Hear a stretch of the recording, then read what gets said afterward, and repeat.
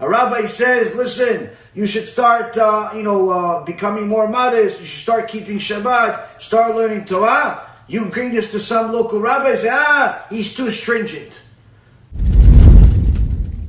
They create all types of convoluted arguments, and 300 years ago, the families married together, and of course this creates some type of connection between them, and they'll create a very sophisticated argument of why this Gadol's opinion should not be listened to, because it's biased. This is exactly what Korach did.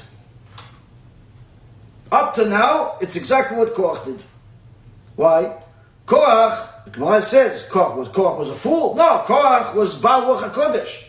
Korach got to a level of having Ruach HaKodesh. Ruach HaKodesh, Rabotai, is not something you get from the street or from the deli.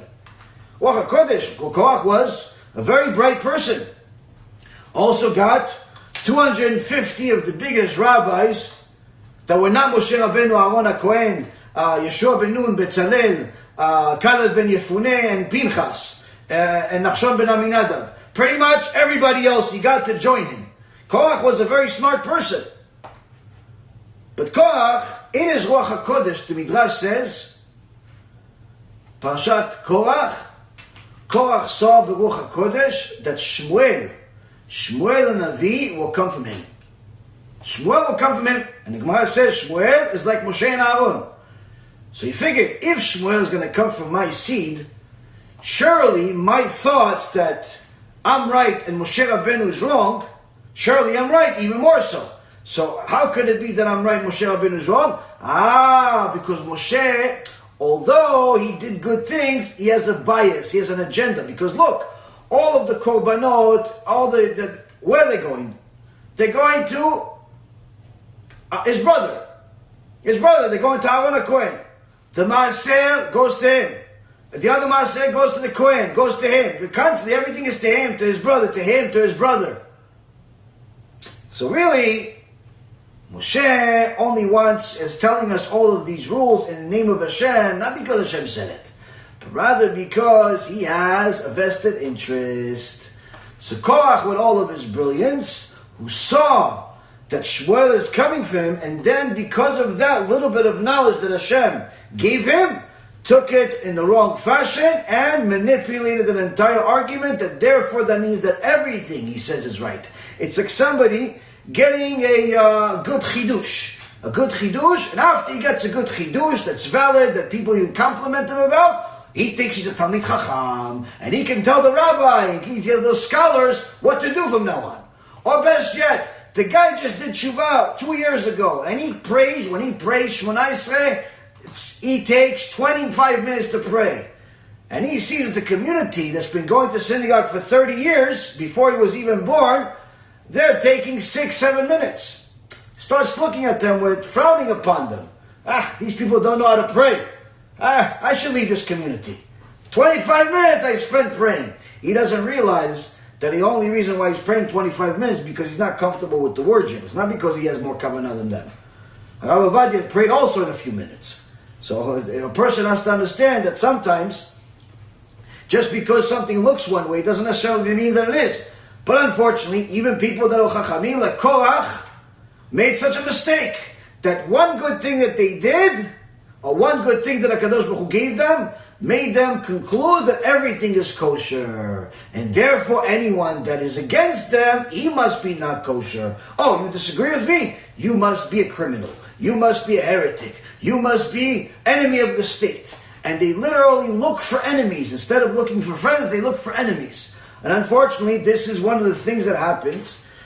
And it's not one of those things that is a pleasant thing to deal with, but nonetheless, it's something that is a part of life. It's a part of getting closer and closer to HaKadosh Baruch Hu. You're going to see this in different communities. You're going to see this with different places, different keilot.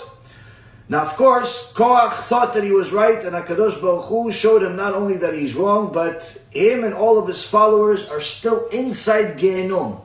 3,333 years later, screaming, Moshe is emet, his Torah is emet, and we are liars. And in one of the Gemara says that one of the Chachamim was shown exactly the place by an Arab that lived by there, where once a month the screaming comes out of the ground. He says, how do you know the exact timing? He says, once a month, every day, same month, I'm living here for generations already, every year, every month, same exact time, we hear this. That's your Korach. He says, why once a month? He says, because once a month, they cook them, and the cook turns in such a fashion where he is facing closer to the entrance, and he's screaming. That's how Korach and all of his followers are being cooked in Gehinnom for 3,333 years later, which has nafkamina. There's a nafkamina for this Gemara. What's the nafkamina? Why does the Kadosh Baruch Hu need us to know that Korach is screaming until this day, 3,333 years later, and you could hear him scream in a certain place in the desert? What's the point of the story? The point is against all of the heretics that tell you that the maximum sentence in Gehinnom is 12 months. How could it be 12 months maximum if Korach and everyone that followed him is still in Gehinnom to this day? What? They're the only ones that are there? Everybody else is more righteous than them. So personally, obviously, when he understands that the Torah is there, every story, every single page, every single line has a purpose behind it, and this is just one of many purposes to that story. But needless to say, Korach thought he was right. His followers thought they were right. The Midrash says that Bnei Korach lo metu. The sons of Korach didn't die. So this has a couple of meanings. The first meaning is that the sons of Korach didn't die because last minute, the Midrash says, last minute they realized their father is wrong and they went to Moshe Rabbeinu's side. And this meant a lot. Why? Because that means you're going against Moshe Rabbeinu. They don't know that the ground is about to open and swallow Korach and everybody that's following him. They just know that there is a showdown between Korach and their father. Their father is the richest man of the land. That means they're going with his enemy. They're going to be excluded from any inheritance, excluded from any family gathering, lose everything that they have. What are they giving up everything for? To stand with Moshe Rabbeinu, the enemy of their father. Of course, when HaKadosh Baruch Hu opened the ground, everyone came down, including the sons of Korach, but HaKadosh Baruch Hu made a miracle that a piece of the wall came out to save the sons of Korach, and he then lifted them back up above the ground with everybody else. So the Midrash says that's what it means that Bnei Korach lo metu, that the sons of Korach didn't die, meaning that everyone thought initially they're going to die because maybe it was too late for them to do TeShuva, but no, HaShem saved them miraculously. But there is another meaning, the Midrash says. What's the other meaning that the sons of Korach didn't die? That there's always descendants of Korach that like to create machloket, that like to create arguments that are not for the sake of heaven, that are against the Torah for their own name, to build their own name, to build their own reputation. A rabbi says, listen, you should start becoming more modest, you should start keeping Shabbat, start learning Torah. You bring this to some local rabbi and say, he's too stringent. You shouldn't listen to him. Maybe it's because he's Sephardi. Maybe because he's this. Maybe because he's that. This is something that creates machloket. Why? Because now all of a sudden, the person that brought this to the rabbi told him, listen, I heard this, words of the living God, truth from this rabbi. He said such and such. Maybe we need to work on our community to fix some things. No, don't listen to him. He doesn't know what he's talking about. He's this, he's that. So what is that? So that guy that heard this from his rabbi, he has to conclude either his rabbi is a liar, or the other guy really, he's part of a cult.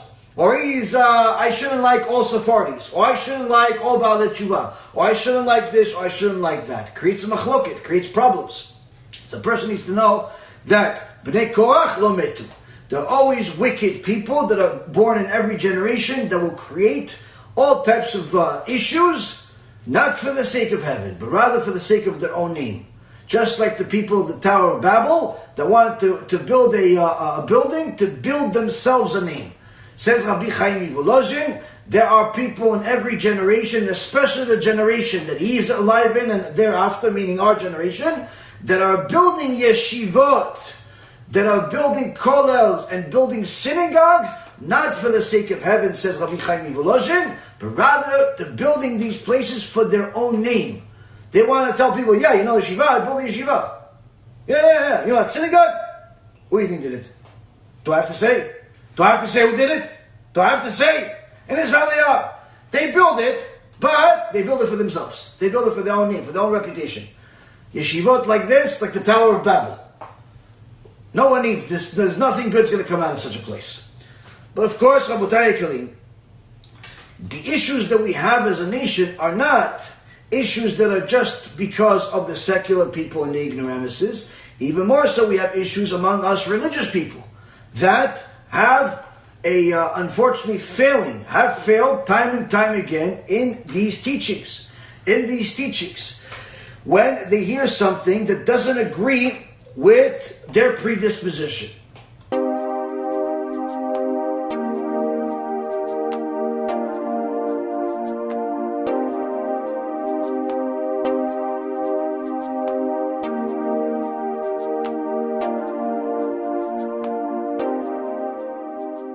אני מברך את הרבנים, הרב ירון ראובן, הרב אפרים כחלון, ראשי ארגון בעזרת השם, שהלכו בפי עליון, שעלו מעלה, יהיה להם ברכה והצלחה, הקדוש ברוך הוא ימלא בלשונות ליבם לטובה ולברכה, שבכל אשר יפנו ישכילו ויצליחו, יזכרו עוד לעשות כאלה וכאלה, הודיעו תורה לאדירה, אמן ואמן.